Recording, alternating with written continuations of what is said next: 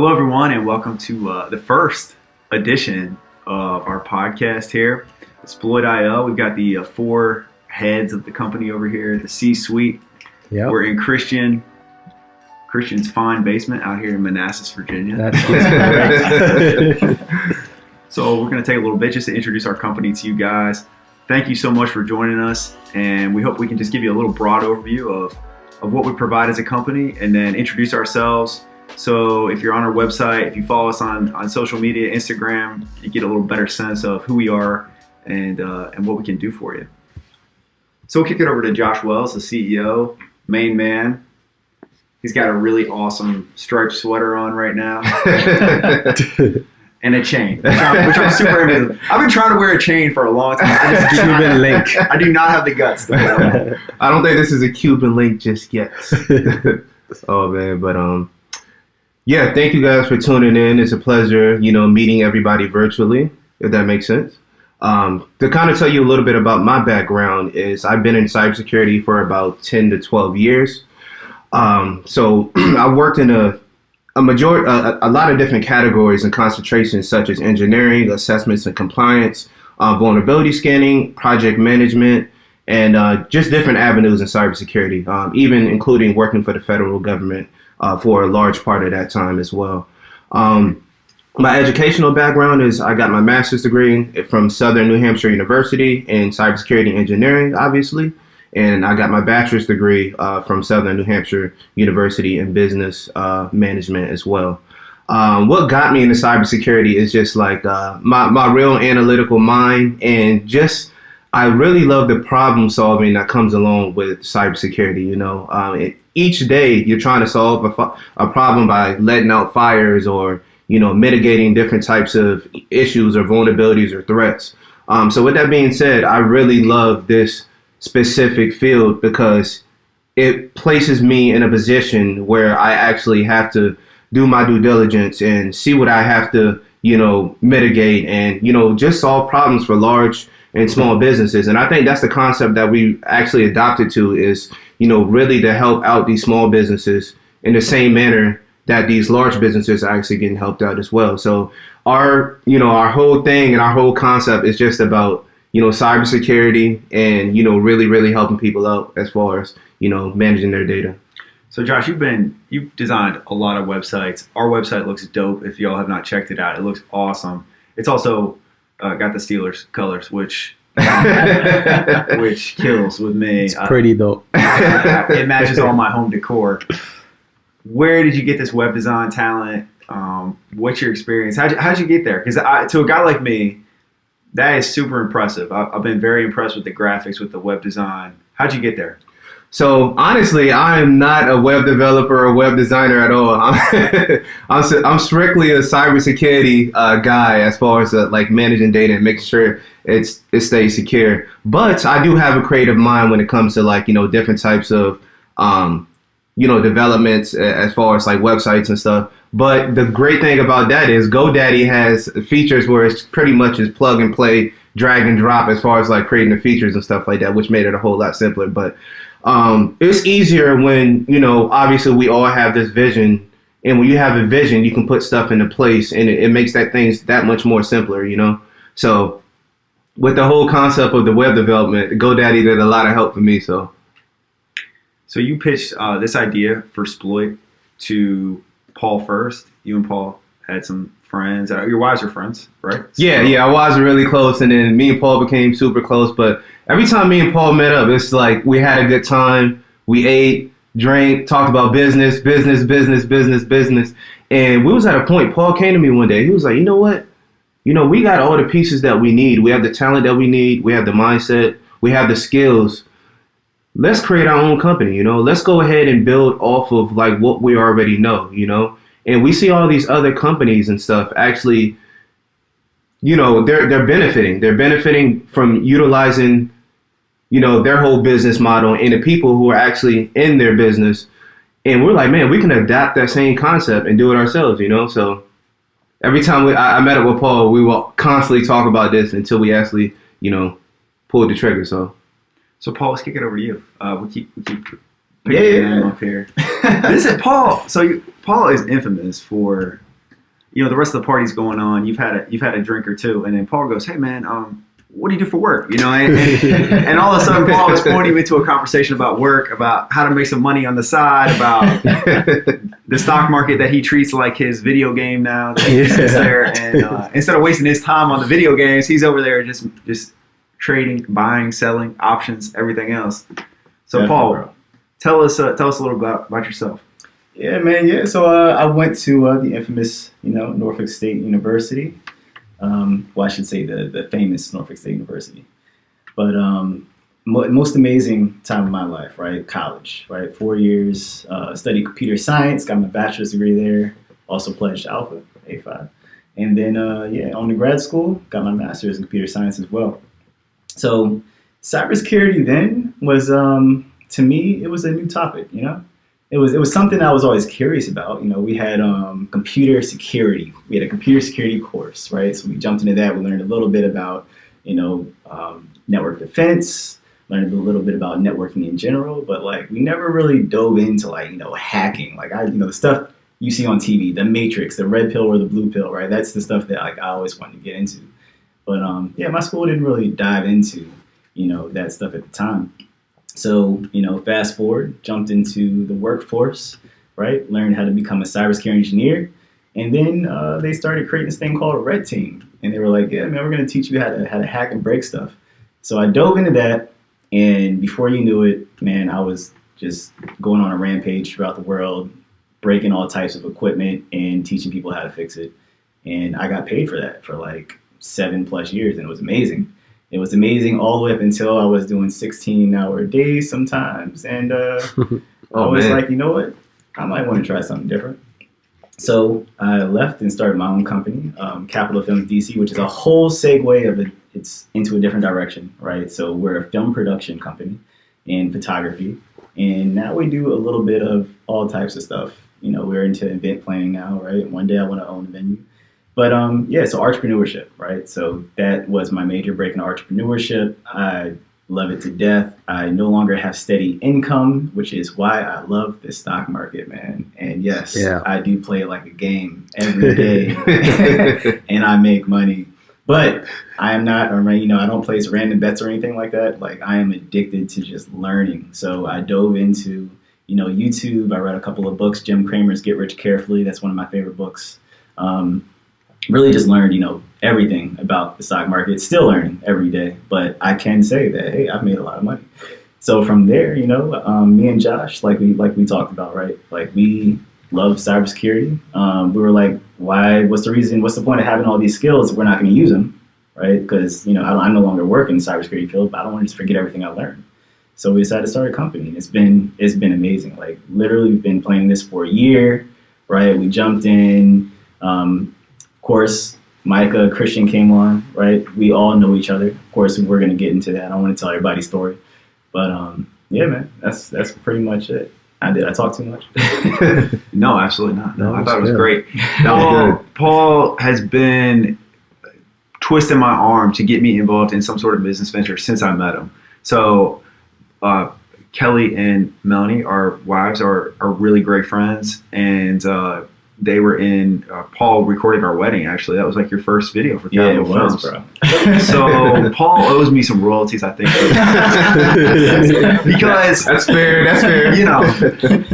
Putting that launch video out there is crucial. So, no, I'm just playing. It was awesome because at our wedding, we had Paul, and then of course, Paul's got his network of other friends that came to the event. And my friends go, do you have a media team for this wedding? Because there were 5 or 6 people there just shooting video all the time. It was really cool. Great experience. Nice. And so last but not least here, we got Christian. Yeah. Christian, tell us a little bit about yourself. So, Josh, you didn't know Christian before, right? Correct. I don't think we knew each other. Yeah. So Paul's a mutual connection. Same thing, right? Paul just talking to you about business. Paul is the connector. Yep. Paul is the glue. Yep. Paul is the connector. So, a little bit about myself.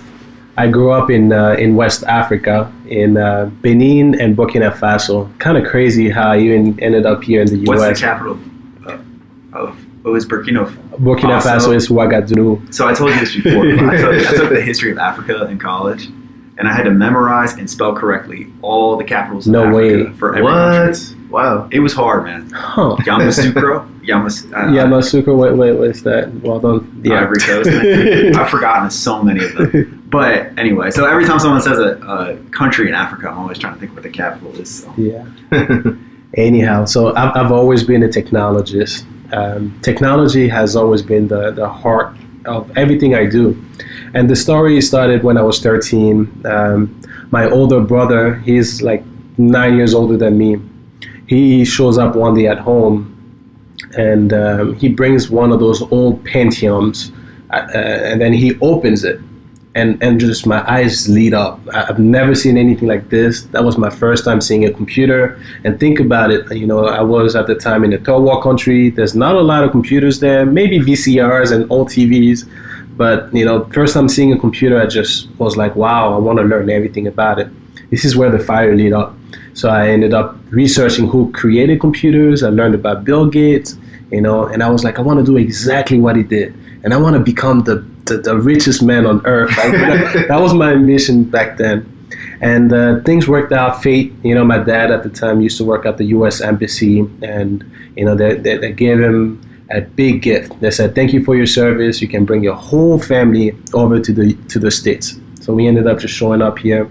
And my first language is French, so it was really tough just balancing not knowing English as well as I do right now, and just But my focus was I want to get to technology, so I ended up going to school at George Mason University and studied computer engineering just the same way that Bill Gates did, and.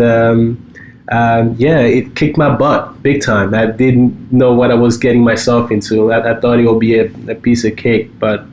Hey, so let me ask you this. Yeah. I think this is super fascinating. It's something that Americans in general take for granted. So the fact that, you came from Burkina Faso, when you got to the States, I think that you just relish that opportunity. And like just from being around you, absolutely. I see that kind of chip on your shoulder even to this day. That, like you say you unboxed a computer at 13, right? And you're like, wow, what is this? I've got to take advantage of this opportunity. I think we take that stuff for granted so much. Absolutely. 100%. And I don't take anything for granted. I think that's probably one of my big reminders. You speak to my wife, and then she'll hear me praying at 3 o'clock randomly. I'm like, thank you, God, because I just know there's so much that I didn't have before now. And I'm just appreciative of everything I was able to accomplish. So, my journey by itself is a whole miracle, but, it's going to take a while to just dive through it. So back to George Mason, ended up studying computer engineering, kicked my butt, but thanks to support groups like NSB, National Society of Black Engineers, I was able to find like-minded people similar to me that were going for the same goal, which was being able to graduate with an actual engineering degree. And I was fortunate, in the meanwhile, I had some really cool internships. My last one was the one that led me into cybersecurity. I ended up just supporting the Department of Defense and did some really cool stuff. My background was, hardware and software engineering.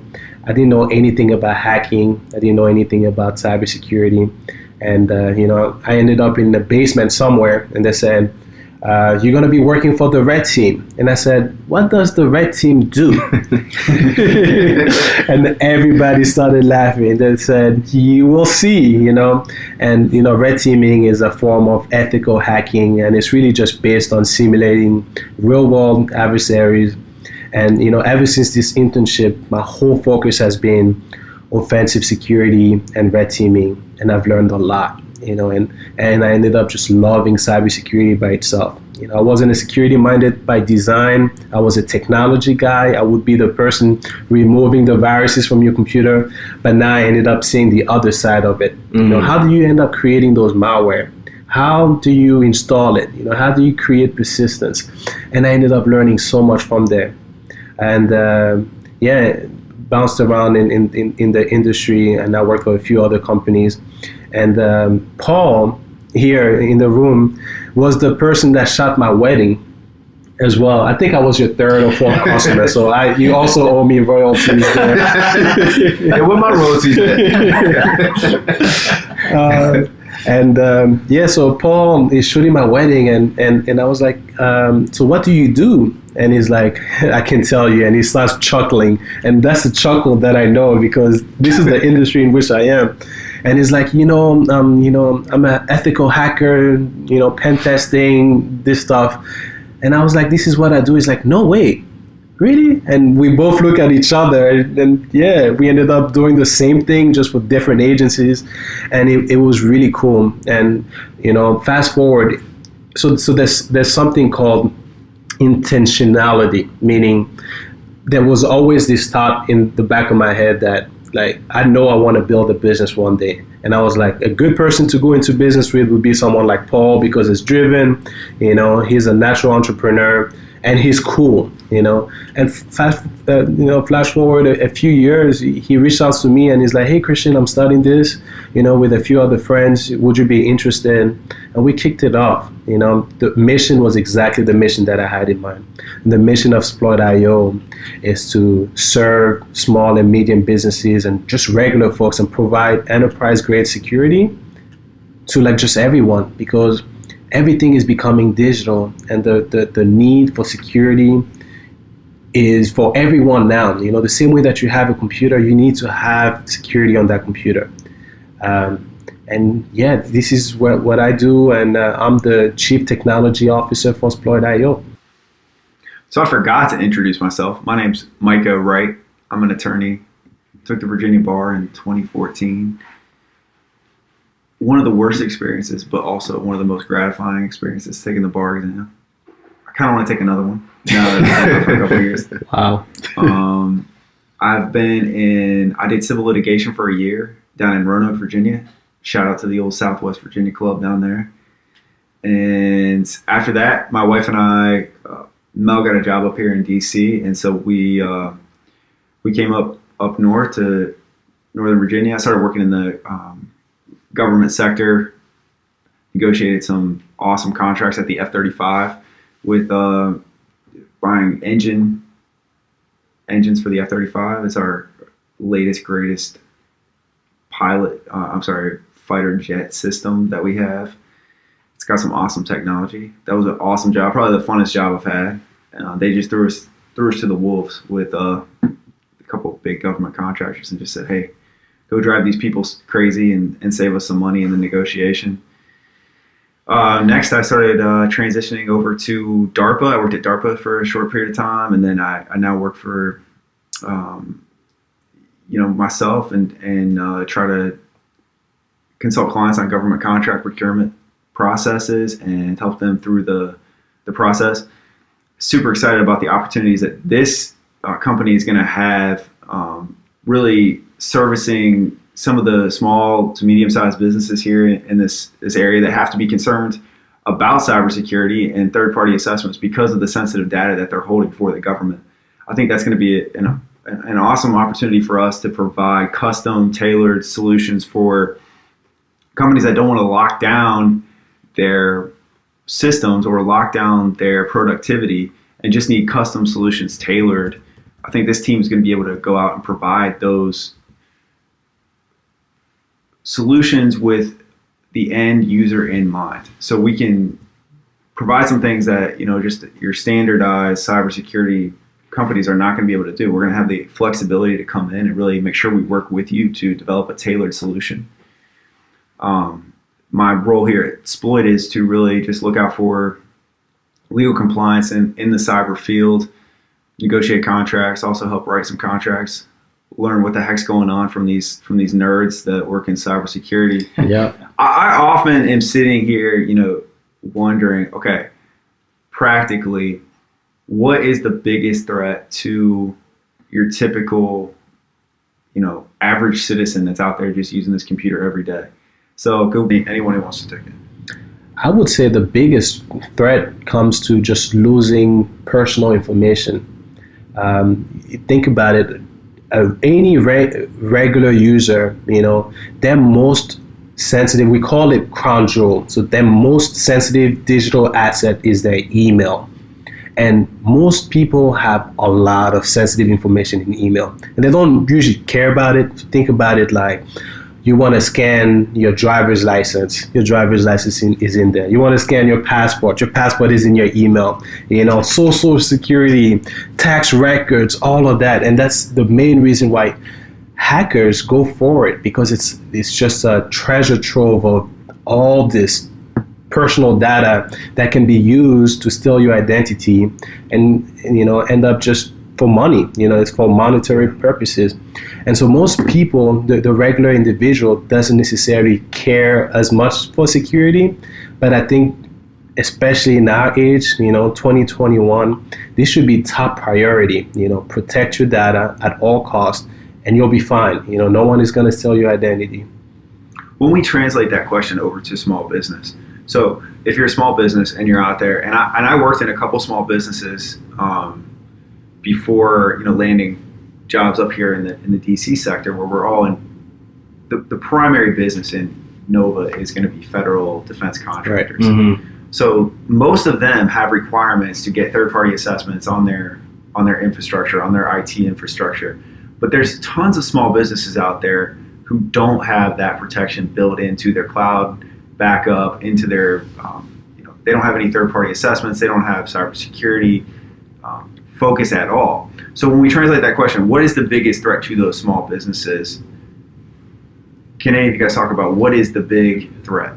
So pretty much, you know, running Capital Films DC on the side, man. Like I see the Russians trying to hack me every single day. Yeah. Like I have this one contact us forum, right? And they're constantly just trying to do an SQL injection and just random characters. Crazy. Meanwhile, all this crap is still getting emailed to me, so I'm seeing it. I'm like, can y'all just leave me alone, man? I'll randomly go to log into my email portal to do some maintenance, and all of a sudden it's locked. Why is it locked? Because I have like a 3 strikes you're out type of system, and they tried to brute force my password 3 times, and they locked me out. And each time I have to go in and reset it. Right. Same thing with my bank account. Believe it or not, they tried to break into my actual bank, which is kind of wild. Wow. See, you guys are saying for sure, and I mean, I'm a regular guy, and I've never seen this stuff. So, am I just missing it? Because I don't even know what I don't know. And I think the business concept that really, when I think about cybersecurity, it's like this, right? So I go to bed, I have this routine that I go through every night. I lock the front door, I take the keys to the 100%. Cars, I hit the lock button on both the cars. I kind of view cybersecurity the same way. Yeah. Is it highly likely that someone breaks into my car at night? It's not, right? There's so many cars out there, but if somebody ever really wanted to, they could break into my car. But I need to be doing the utmost that I can to make sure I'm not making it easy for people. But I think you said it though, like if someone really wanted to, right? So usually hackers have a mission, right? So I mean, a business, for instance, right? Like that's the mission. The mission is to get into that business, maybe compromise it in some type of way that, you know, they can either steal money or they can find leverage, right, to use against that business to get something else done. And I would say in every individual's case, like it can be different, right? Like you may just be a random weak point. Maybe they're just trying to collect information in general. But then all of a sudden they stumble across a piece of information and find out you're someone important, right? They find out you're part of the C-suite at some company, or you're embedded in the government, right? So they're like, all right, this is interesting. They keep digging. And all of a sudden they find some username and passwords for some random portals in your email, right? So now they do something called a pivot, right? They go from just attacking you to using you as an endpoint and attacking your company, right? So now they're in there and they're just causing mayhem, right? So I'm gonna let Christian take some. Yeah, no, that was really good, Paul. I would say the biggest threat to small businesses would be ransomware, and it's a good one. You know, we live in this world where, like Paul described, there's different types of threat actors, and each one of those threat actors have different objectives. So, you know, one objective could be, I want money, you know, so we call them cyber criminals. Their main focus is, I want to make as much money as possible, and I know that America has a whole lot of money, so I'm going to just get as much money as I can because, you know, I'm poor and it could be anywhere from like Russia and Ukraine or China or wherever. And you have also a different class of threat actors called nation state. So, you guys have heard of the recent SolarWinds hack that happened, and that was orchestrated by a nation state actor. And right now, the finger is pointed at Russia, being the one that organized that hack. And their purpose there was intelligence. We want to get into all the big agencies, and we want to disrupt the election, or we want to get as much information as possible. That was their main purpose, So everyone has their main incentive. But when we pivot back and think about small businesses, hackers want to get into small businesses for just one reason. They want to either get information, personal data, or they want to make quick money. And the quick and easiest way to make money is using this ransomware. And a ransomware is a form of a malware that is on your computer, which encrypts all your files, and then it asks you for money in order to get your files back. So it's brilliant if you think about it, but then it's also evil, because if all your files are encrypted, you can't use them; they're unusable. And so ransomware attacks have spiked. They are like an all-time level. They are targeting all these companies. Garmin, the GPS company, was recently hit by a ransomware attack, and they paid millions of dollars to get the data back. You don't want to be in that place. We've seen so many local state offices that were hit by ransomware, and if you don't have the right data backup, your data is gone. It's completely gone. So what, Christian? Oh, go ahead, Josh. Oh no, you're good. I was just going to say, just to add on to what Christian is saying, it's I think what we actually have to adapt in, just with everything, is making it a lifestyle. Making cybersecurity a lifestyle. I was having a conversation a few weeks ago about I think it was a family member. It was my cousin actually, and I was talking to her about, because she wants to get into cybersecurity. She was like, "Man, do I have what it takes to be in cybersecurity?" And I'm like, "All right, let's start with the basics, And I'm like, "What do you do at your job? Anything security related?" Kind of just starting from the base foundation. And she's like, "Yeah, I write a ton of policies. I go through training methods with different users to make sure that they're well equipped on the technology. I actually help them also, secure learning and integrating the lifestyle with cybersecurity. So cybersecurity isn't just controls. It's not just about compliance. It's just not about things that you actually just do on a daily basis as far as like going to work. You incorporate these methods on a daily basis with your lifestyle. One of the individuals I was speaking to was my cousin, and because she's trying to get into cybersecurity herself. So she's like, "Hey Josh, like I know you've been in this field for a long time. I'm really relying on you to actually, break me in and actually learn different concepts and stuff like that." So starting with the baseline, I asked her, I was like, "What do you do at work?" Because a lot of people, they think that they don't know a lot about cybersecurity, or they think cybersecurity is so intimidating, which it can be. But cybersecurity is a lot of what we do in our everyday lifestyle. So, for example, something as simple as updating your phone. Something as simple as complex password creations on your phone. As simple as containerizing and securing data as far as like encrypting folders or something like that. The technology is out there for us to actually do it.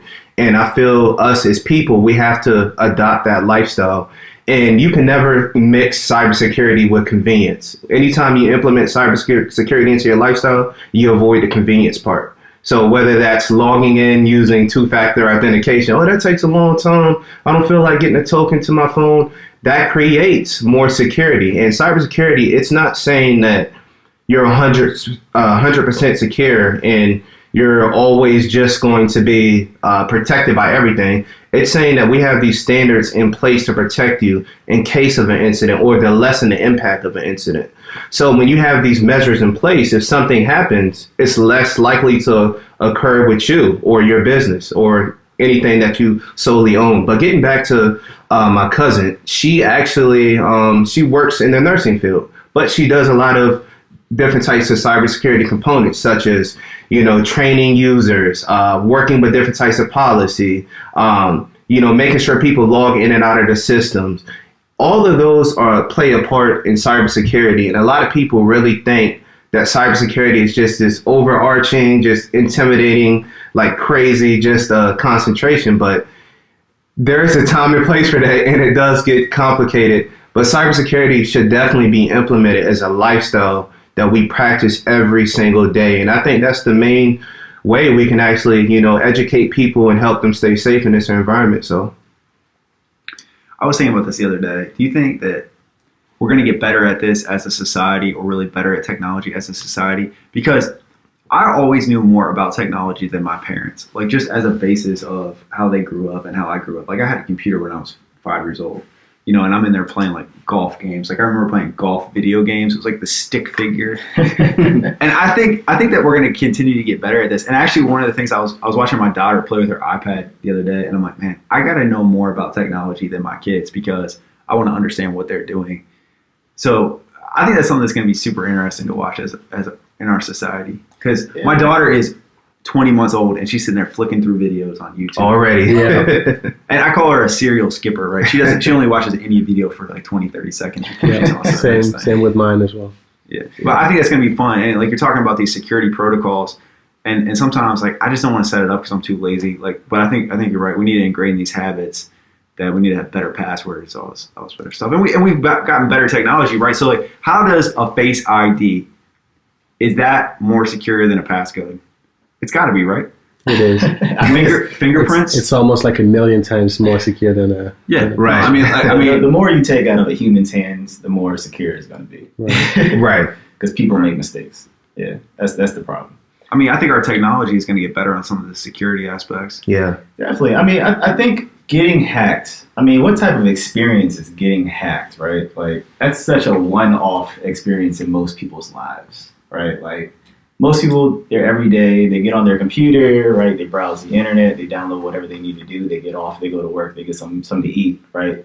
But what happens like halfway through your browsing experience, someone purchases $1,000 worth of Pokemon cards with your credit card, right? Yeah. And all of a sudden you're getting alerts from your bank, right? What goes to your mind, right? Most people don't know what to do, right? But from that point on, best believe they're going to adapt some portion of cybersecurity so that doesn't happen again, right? Mm-hmm. Right. So it's usually experiences like that lead people to be a little bit more aware.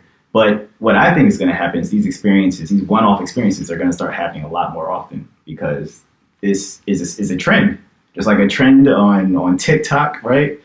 Instead of dancing, people are hacking. I think as an attorney, something that I've thought about, and the ethics training that attorneys are getting is we can no longer turn a blind eye to cyber incidents. So I think there was a mentality, especially amongst attorneys, that, if I get hacked, it's not my fault, right?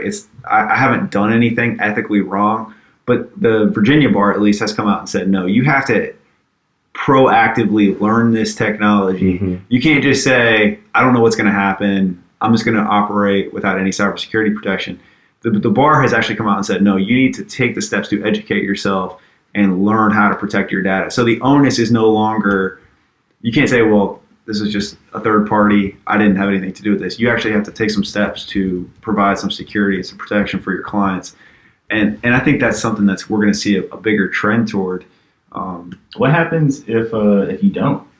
What happens if you don't? Can they sue you? Are you liable? Well, so it's just an ethical violation, right? So it's something that you can't just go out there and say, I'm going to just have everything, all my clients' information on a Google Docs, on Gmail, with like limited cybersecurity, no protection.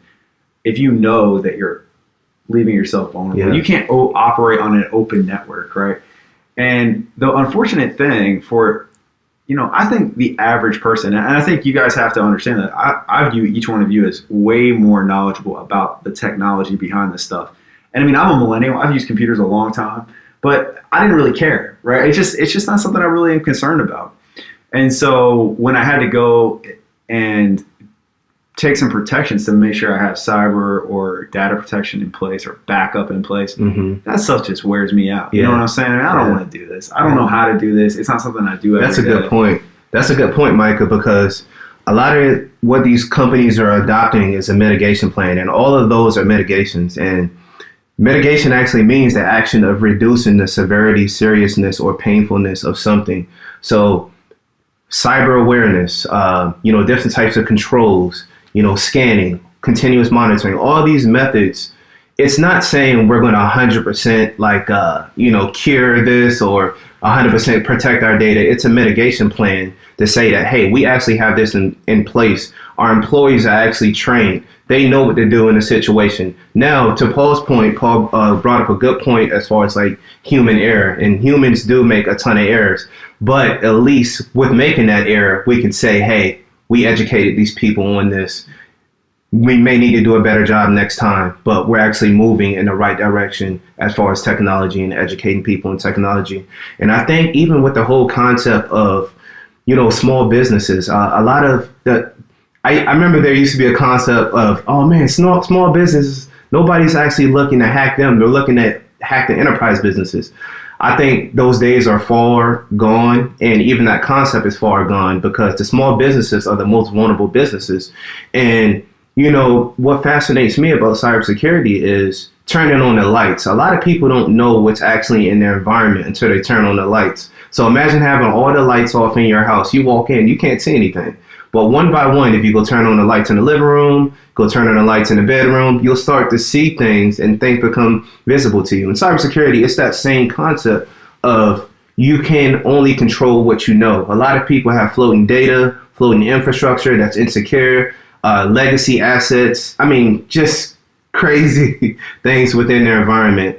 And Windows 95. Windows 95. Right. Windows 95. And it's just like, I think we actually, have to educate businesses, each other, on how to, really, really create solutions to make a better impact, within the whole cybersecurity space. And I think that's what we do. And I think that's, one of our fascinations with that. I think we have no choice but for the regular individual to move towards security. Like we would have to go that route. So think back, I don't know, think back maybe 80 years, 75 years, everybody was trusting everybody. Well, for the most part. And you would trust your neighbor, and you would leave your door open, and you would leave your car open, and you trust your neighbor to not do any harm, and you don't think you're going to get robbed. And then as time flew by, people realized that, wow, I need to bake security in my home. And now you have security camera.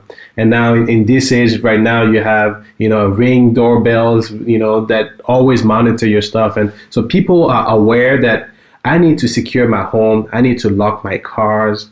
And I think this is the next step. We are not thinking about security right now, but we are going to start thinking about it more, where you have your email, but you don't understand that your email contains sensitive data that can be easily stolen.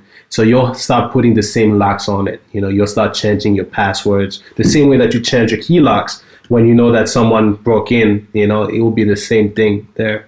Yeah, I really think it's interesting, and I heard Jordan Peterson, this psychologist, talk about this the other day. He said individuals trusting one another is one of the most underrated factors of a successful economy. And I thought that was so profound, because if you think about a concept like eBay, right? eBay should be just the center point of fraud, right? Everyone should just be ripping everybody off, right? Like, you say you're going to sell me a baseball card, it's not the right baseball card. You say you're going to send me a pair of shoes, it's not the right pair of shoes, or the pair of shoes he says. But honestly, eBay works great. Facebook Marketplace works great. There actually is a huge element of trust that's built into our economy. I think it's super fascinating, because any business venture you do, any contract that you write, at the end of the day, you want to make sure that you trust and communicate with the person that you're working on. Cybersecurity is such different, because we know there are bad actors out there, just like we know there are burglars who are going to break into your house or break into your car. And I think what Josh is describing is just some simple steps that you can take to go a long way. And I mean, I would imagine it like this, and tell me if I'm wrong, but let's say that there's unlimited opportunities for people to break into different systems or computers. If you take minimal steps to secure your business, it seems like it would deter cyber hackers whoever wants to break into your information greatly. So Absolutely. simple little steps like locking your car. If you're going to go break into cars, you're just going to go check a bunch to see which one's already open, right? Low hanging fruit. Yeah, so you don't want to be the easiest target. Absolutely. And I think what a lot of people don't understand is like they also think that, you know, what does a hacker look like, right? They think it's like some guy 30 years old sitting in his mama's basement, right? Or maybe some foreign Russian agents, right? But, you know, the playing field is actually expanding quite a bit. So like if you look back at this whole GameStop thing in the stock market, right? Like GameStop, right, is pretty much a bunch of small-time investors, right, created a short squeeze on a bunch of hedge funds who were shorted over 100% on this small company, GameStop, right? And they were able to squeeze it up to like $400+. And they made a lot of money. Some of them lost a lot of money. But the thing is that this was a lot of young investors doing this. And the reason why they were able to do this is because these tools, such as like options, right, and other, you know, advanced methods, have become available to younger generations, right? So now you can download Robinhood. You don't have to spend any money on fees, right? You don't have to pay a fee to buy a stock or sell a stock like I used to do back in the day on Trade King, right? Now you buy and sell for free, and you have access to options within minutes by just lying to Robinhood and telling them you've been doing it for so many years. So the same thing is happening with cybersecurity, right? You're able to gain access with these hacking tools within seconds. They're becoming easier to use. Just like, you know, back in the day, you had to use Photoshop to do a bunch of fancy graphics. Now you can just download something like Canva, an app, right? It's the same thing with cybersecurity, man. You can just download simple tools that will deploy advanced hacking software, right? Built in. You can buy a tool to pretty much create denial of service attacks on whole organizations, right? Yeah, and there are way more people who know how to use this simple technology now, right? I mean, there's millions of people like us, we millennials, that just know how to hop on an app like Canva or learn how to go hack something, right? Or learn how to go trade, right? So the number of people who can potentially be filtered into these different technologies is crazy, especially with the availability of data. And you just hop on YouTube and you don't know how to hack, you can learn how to hack in a few hours of watching YouTube videos. I get a lot of heat, man. I get a lot of heat for family because they're like, you know, because my Wi-Fi password, obviously me being an engineer, my Wi-Fi password is what, 50 characters, you know, uppercase, lowercase, symbols, all types of stuff. So best practices, us being engineers, we implement it into our lifestyle. So I get a lot of heat of, man, you're paranoid. And it's just like, maybe I am paranoid, but it's something that we have to adopt. I don't even call it paranoia anymore. I call it just a lifestyle, and I call it common sense now. Yeah. And when you take that concept and you take that way of thinking, imagine how many other people in this world are actually like that. Like I remember, not to put my brother on the spot, but his password is what? It's been a sport followed by 1, 2, 3. You know, it's been like that for years. You know.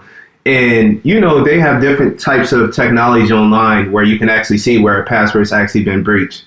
You know, I typed in that password, I think it came up with like 15,000 hits or something like that, as far as like somebody trying to actually ping it.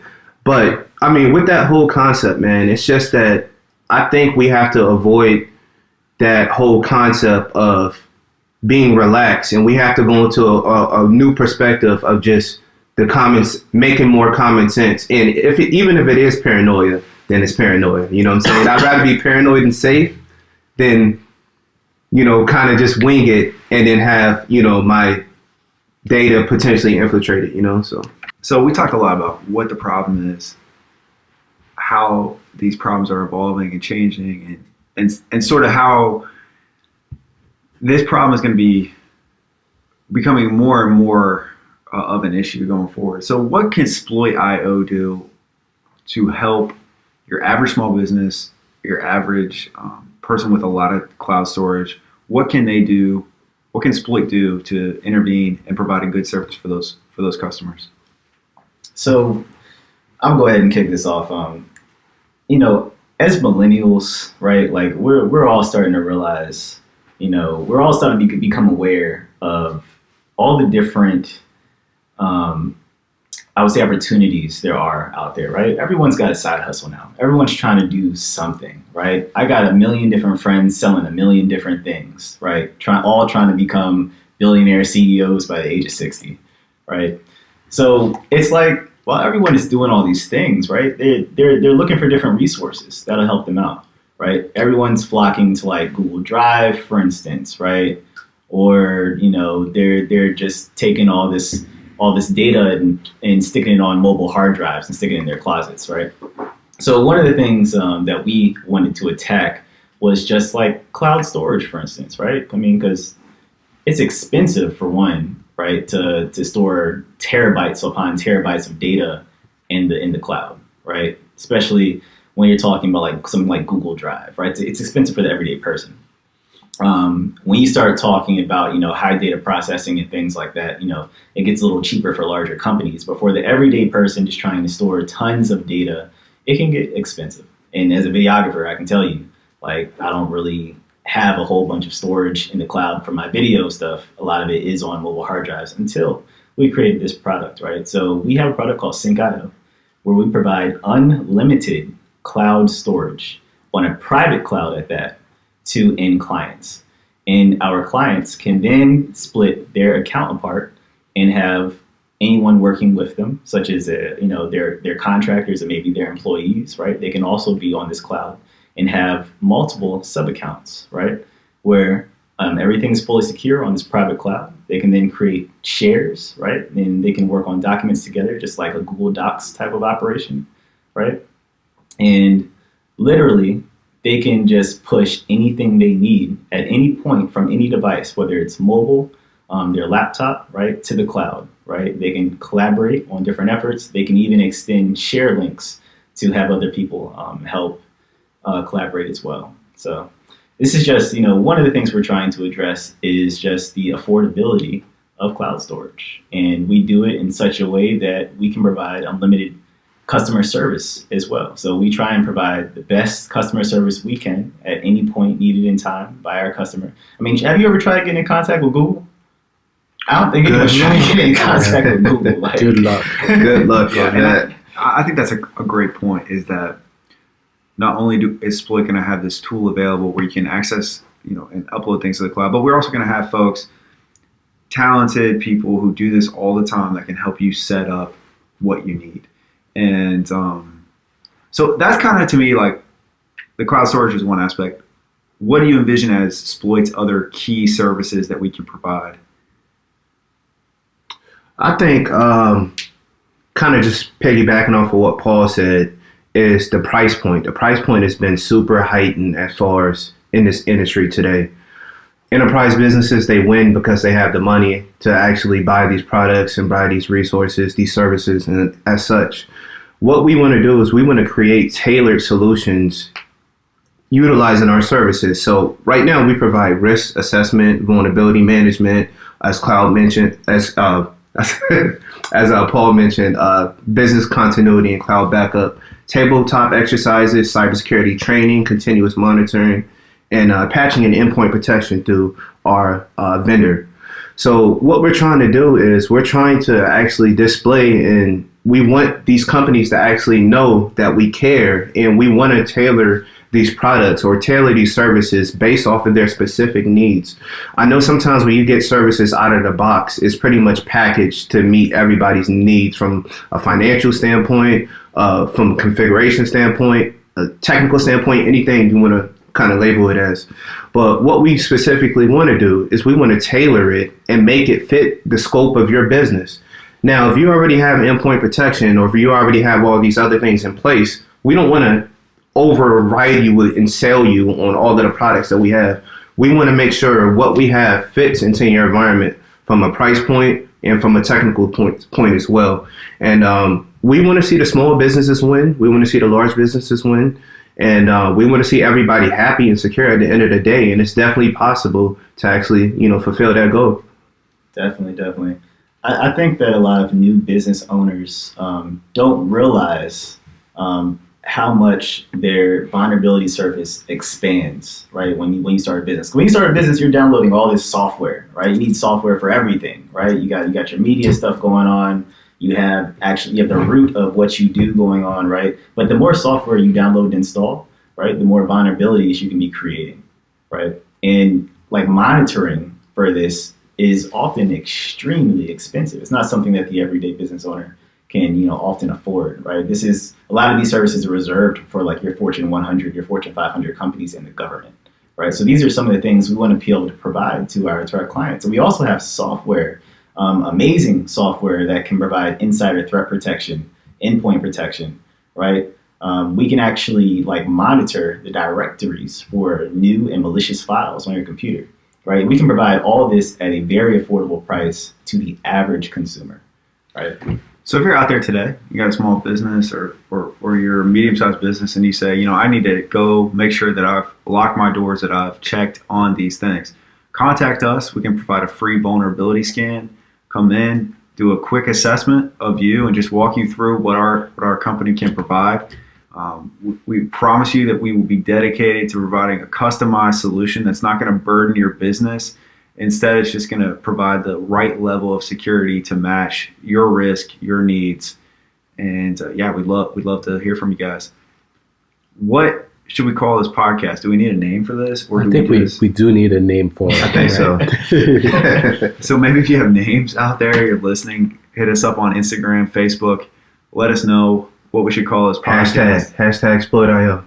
I mean, that's not the name, but they can hashtag us. Yeah. I don't know. Maybe we don't need a name. Maybe we just call it the Sploit.io podcast. I don't know, but we'll think about that. Well, I think we're going to wrap it up here. We thank you all so much. If you've hung with us this far, please shout out, reach out to us. We'd love to get in contact with you. Hope you all are having a wonderful day. This is early February, so the Super Bowl's tomorrow. Enjoy your Super Bowl party. And Go Chiefs. Go Chiefs. Hope you have some good friends over, or socially distanced, or whatever your preference is there. So, right. Best. Yeah. Peace. Take care. Peace. Until the next one. This podcast is sponsored by Sploit.io. Visit Sploit.io.com for all your company's cloud storage, data backup, and third-party security assessments. You lock your front door when you go to bed. Are you securing your company's most sensitive data? Contact us today for a free vulnerability scan.